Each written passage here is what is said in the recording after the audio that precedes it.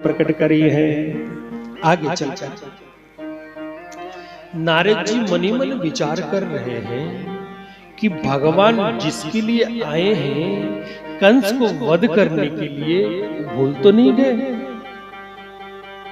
Narad ji money मन सोच रहे हैं भगवान तो बस लीला ही करे जा रहे हैं, अब कंस मामा जो है वो तो आनंद ले रहे, अत्याचार कर रहे हैं, भूल गए क्या? तो नारद जी मनी मन विचार कर रहे कुछ ना कुछ तरकीब लगाना पड़ेगा। सीधे पहुंचे कंस के पास। कंस के पास पहुंचते कंस ने नारद जी को देखते ही स्वागत किया। आइए ऋषिवर, उच्च सिंहासन पे बैठा है। नारद जी कहने लगे क्या हुआ? तुम्हारे शत्रु तो जीवित है, अभी मार नहीं पाए। प्रभु बहुत शक्तिशाली है वो, अगासुर, बगासुर, अरिष्टासुर, जिसको भी भेजूं एक चुटकी में मार देता है। आप ही कुछ तरकीब बताइए ना, कैसे करूं? तो नारद जी कह रहे एक तरकीब है मेरे पास। बोले क्या?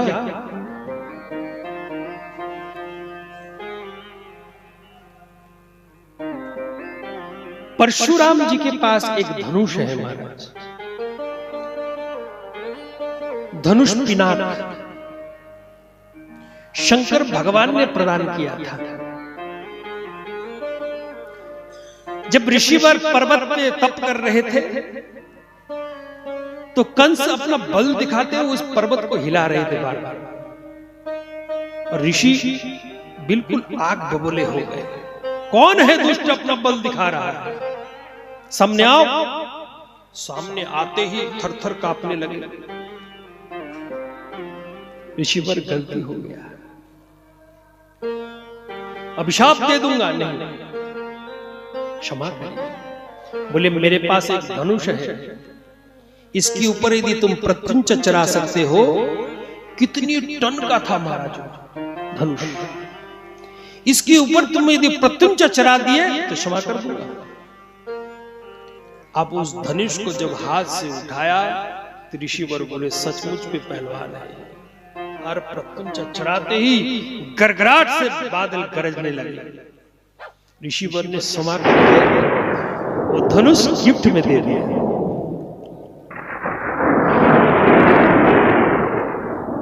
और भागवत में क्या वर्णन है ये मैं अन्य पुराण के सुना। भागवत में वर्णन है कंस जब शंकर भगवान के तप करने गए थे, वही पिनाक धनुष उनको गिफ्ट दे दिया। बोले जिसने ये धनुष को तोड़ दिया वो तुमको छोड़ेगा नहीं। आगे चलकर नारद जी कह रहे तुम्हारे पास एक धनुष है ना, उस धनुष के एक धनुष यज्ञ रखो। उस यज्ञ में समस्त परिवार के लोग, आसपास के जितने बड़े बड़े राजा है सबको बुलाना, और साथ में तुम्हारा जो काल है कृष्ण और बलराम को भी बुलाना। नारद जी बोलकर चल पड़े, नारायण नारायण। और आधी रात को कंस ने अक्रूर जी को बुलाया। अक्रूर जी को बुलाकर कह रहे अक्रूर जी आपको वृंदावन जाना है। किस लिए? बोले मेरा काल नहीं जानते हो, कृष्ण बलराम है, उनको वध करना है। बोले मैं नहीं जाऊंगा। बोले यदि तुम नहीं जाओगे तो तुम्हारे वध कर देंगे हम। अब अक्रूर जी मनी मन विचार कर रहे हैं दुष्ट के हाथ से मरने अच्छा है मेरे प्रभु को दर्शन करके मर तो जाऊंगा। अब अक्रूर जी के मन रूपी मयूर नृत्य करने लग गए महाराज। और क्या कह रहे हैं? द्रक्ष्यामि नूनं सुखपुलनासिकं स्मिता बोलो करुण कुंजलोचनं मुखं मुकुन्दस्य गुडालकावृतं प्रदक्षिणं मे प्रयन्ति वै मृगाः। द्रक्ष्यामि नूनं सुखपोलनाशिकं स्मृतावलोकारलकुंजलोचनं। सुंदर सुख जैसे नासिका, मकराकृत कुंडल जिन्होंने धारण कर रखा है, जिनके वक्षक स्थल में मकराकृत, कान में मकराकृत और वक्षस्थल में बैजंत माला शोभा पाते हैं, जिनके सुंदर घुंघराली केश पीतांबर धारण करते हैं, उस श्याम सुंदर के दर्शन करने के लिए मैं जाऊंगा, मैं वृंदावन जाऊंगा, मैं वृंदावन जाऊंगा। किम मया चरितम भद्रम किम तप्तम परमम तपः। एक सूचना है, कल भागवत की भगवान की समापन दिवस है, विश्राम दिवस है। भागवत विश्राम लेते हैं महाराज, समापन में भी नहीं होते, समाप्त नहीं होता महाराज, विश्राम लेने जा रहे हैं। कल ज्ञान यज्ञ का समापन दिवस है, विश्राम दिवस है, तो कल कथा सुबह 9:30 बजे होगी महाराज। इसलिए जो भी भक्त नियम से कथा सुन रहे हैं तो आप 9:30 बजे के पहले आके पहुंच जाना। उसके बाद में सुंदर हवन इत्यादि सब होकर सब अनुष्ठान विश्राम लगे महाराज। सुंदर भगवान की छवि में दर्शन करूंगा, कितने जन्म के मेरे तप उत्पन्न हो गए महाराज। पुण्य का प्रताप उदय होता कई जन्मों का, एक बार जीव जब वृंदावन जाता है, काली दहे वंशीवट सेवा कुंज देख दे, अतीव सुखद सुख सिंधु में समाता है। कामना और किसी बात की नहीं रहती उसे, सुरपुर की आन यूं कह कह लौटाता है। अरे देवदूत विमान क्यों लाए यहाँ, वृंदावन छोड़कर स्वर्ग कौन जाता है, वृंदावन छोड़कर स्वर्ग कौन जाता है। हरि में जैसो तैसो तेरो, नाथ में जैसो तैसो तेरो। मेरे दिल की उजड़ी बस्ती में आप आते तो पाप क्यों आता, जिस दिल में तुम नहीं बसते उस बस्ती में पाप बसते हैं। ये कमल ने तेरी याद में ये नैन बरसों से ही बरसते हैं। मेरे कानों पे तरस खा कान्हा, तेरी मुरली को जो तरसते हैं। हे कमल नैन, आज अक्रूर जी की मन रूपी मयूर नृत्य करने में वृंदावन जाऊंगा। आप सब भी कभी जब वृंदावन जाए, वृंदावन जाने का मौका मिले, ये मन में सोचना मत कि बांके बिहारी जी में सुंदर बढ़िया लस्सी और चाट पकौड़ी खा के आ जाएंगे। नहीं, उस मोटे मोटे नैन वाले सुंदर उस बांके बिहारी के दर्शन करेंगे। इस भाव को लेके जाना। और अक्रूर जी सिखा रहे कि यदि वृंदावन की खबर आए, तुम्हारे पास न्योता आए वृंदावन जाने का, तो भाव क्या होना चाहिए? मैं दर्शन करूंगा, दर्शन सुंदर उस प्रभु का। चल पड़े। चलते चलते महाराज जब वृंदावन में पहुंचे तो अक्रूर जी ने अपने चप्पल जूते छोड़ दिया। ना जाने इस ब्रज रज में जब तक प्रभु थे ना, नंगे पैर चले। मां जशोदा बोली थी, लाल तेरे लिए मखमली जूते बना दूं? नहीं मां, पहले 9 लाख धेनु के जूते बनाओ। तब मेरे बनाना। तो माँ जसोदा बोली मैं तो बूढ़ी हो चुकी हूँ, इतनी थोड़ी बना सकती हूँ, फिर मैं भी नहीं पहनूंगा। तब से भगवान वृंदारण्यम स्वपद रमणम, तब से नंगे पैर चलते। भगवान जहां चलते थे धरती मैया वहां कमल प्रकट कर देती कि मेरे प्रभु के चरण में कोई कष्ट ना हो। आज अक्रूर जी जब पहुंचे सीधे जाके उस रज में प्रणाम कर रहे हैं। आप कभी जमुना जी के किनारे जाना, जाकर थोड़े से रज हाथ में लेना तो देखना वहां एक काला काला कण है और एक सफेद कण है। काला जो कण है वो स्वयं कृष्ण है और सफेद चमकता हुआ श्रीमती राधा रानी। मानो दोनों का प्रेम रस ये ब्रज की रज है। ब्रज की रज का महिमा बहुत है। मुक्ति कहे गोपाल सो और मेरी मुक्ति बताए, और ब्रज रज उड़ मस्तक लगे और मुक्ति मुक्त है जान। ऐसे क्या देख रहे हैं? एक एक जगह पे भगवान के चरण चिन्ह। धीरे धीरे आगे बढ़े और वो गोधुली बेला है। कृष्ण और बलराम गैया चराकर लौट रहे थे और अक्रूर जी कृष्ण बलराम को देखते ही भगवान कृष्ण के चरणों में गिर पड़े और कहने लगे, श्याम सुंदर कन्हैया, इस पापी को शरण में लोगे? तुम्हारे शत्रु के ओर से मैं आया हूं, मैं पापी हूं, इस दास को शरण में लोगे? मेरे ठाकुर उठाकर छाती से लगा दिया और अक्रूर जी के नेत्र धार निकल रहे हैं। प्रभु तुम कितने दयालु हो, इस पापी को भी अपना लेते हो। वाह।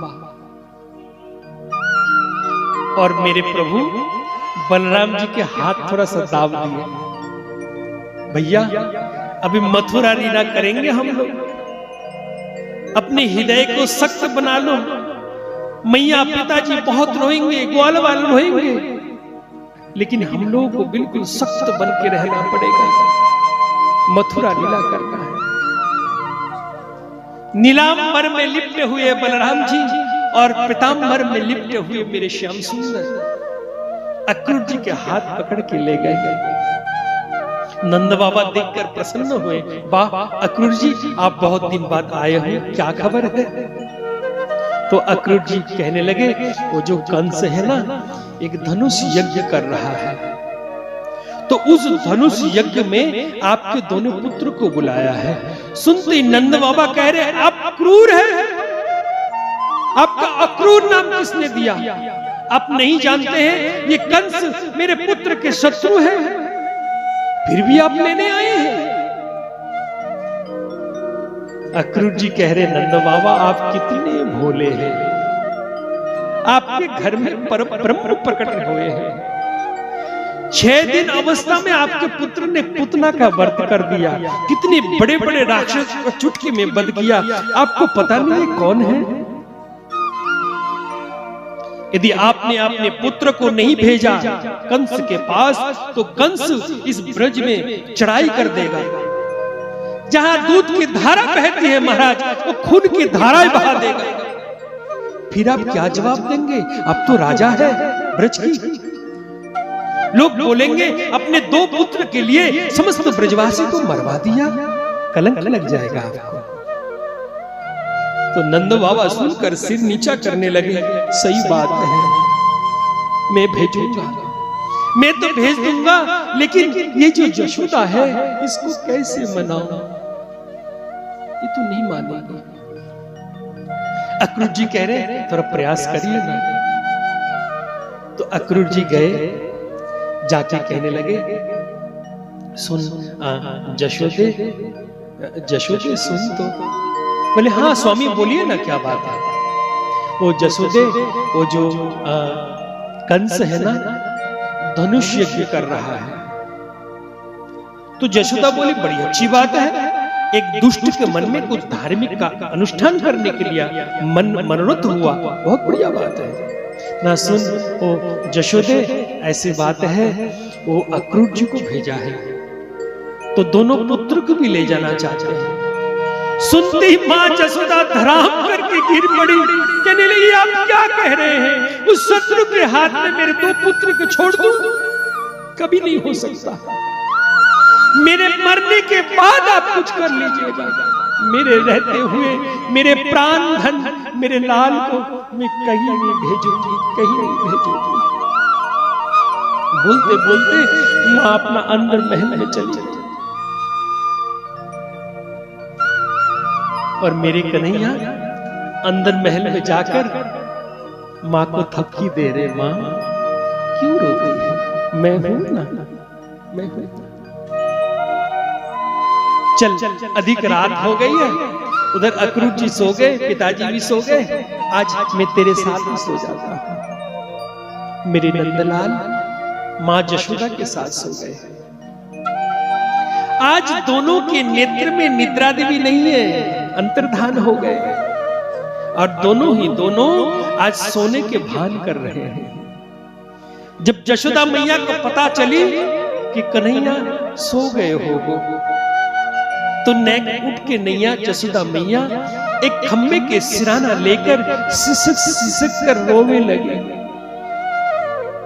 और मुंह में कपड़ा देकर रो इसलिए रही है कि मेरे लाल की नींद ना खुल जाए।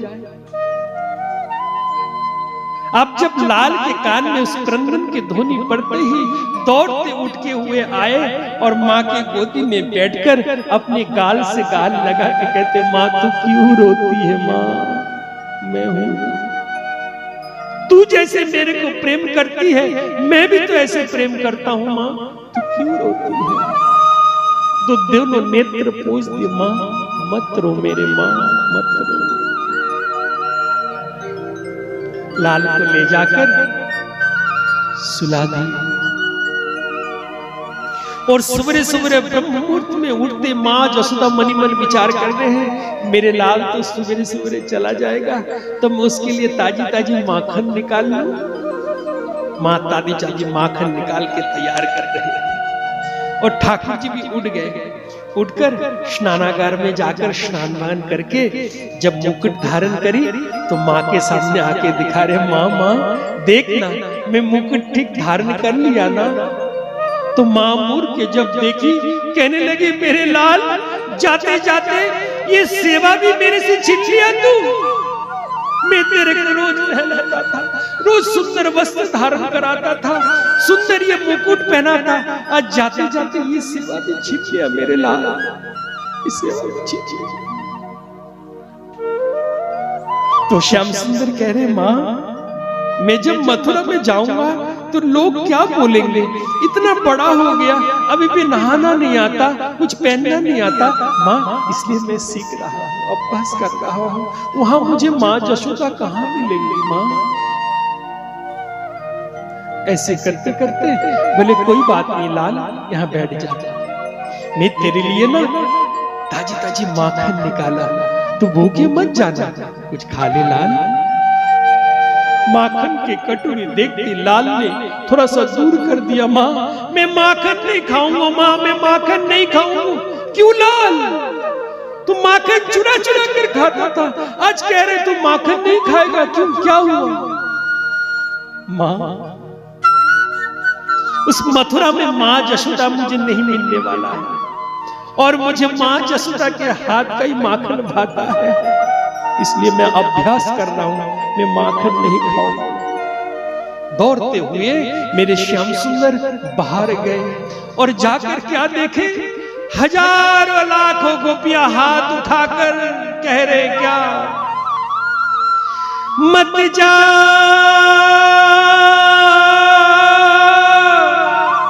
मत जा रे जोगी, मत जा कृष्ण मत जा। अगर चंदन की चिता बना, अपने हाथ जला जा, जल बल भई भस्म की ढेरी, अपने अंग रमा जा, मत जा रे जोगी मत जा। यदि तेरे को जाना है एक काम कर, चंदन की लकड़ी की चिता हम सब मिल के बना देते हैं और हम सब लोग उस चिता के ऊपर लेट जाएंगे और अपने हाथों से अग्नि लगा देंगे।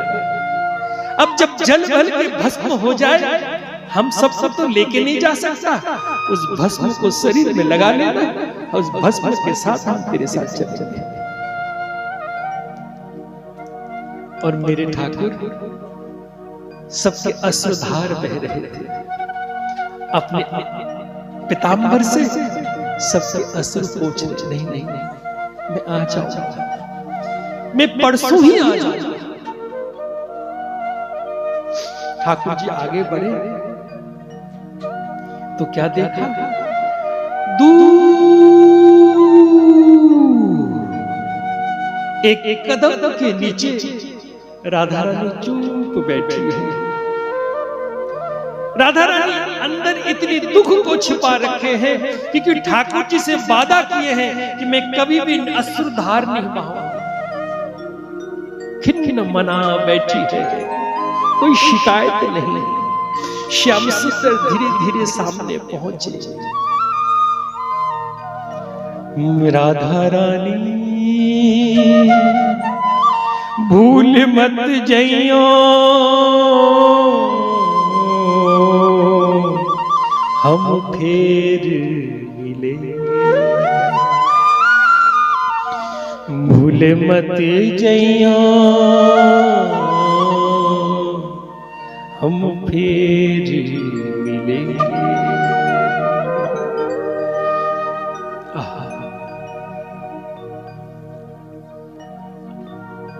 इस दृश्य को वर्णन करने में छाती फट जाती है महाराज। ब्रजवासी लोग श्याम सुंदर को ब्रज के बाहर भेजना नहीं चाहते महाराज। फट जाता है छाती, गला आबूद हो जाता है।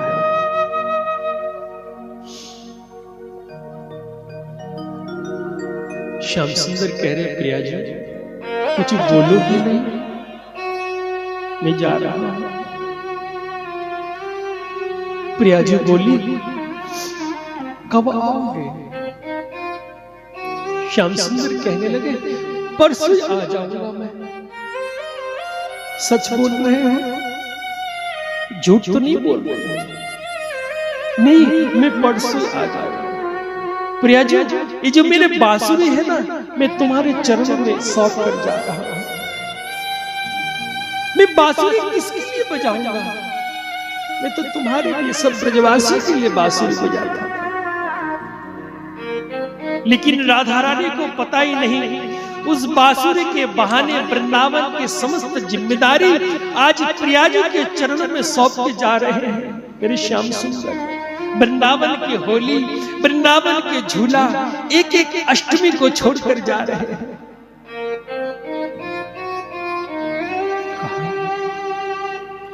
मैं पथ पर पल के बिछा ना सकी, मेरा चैन चुरा कर चले गए।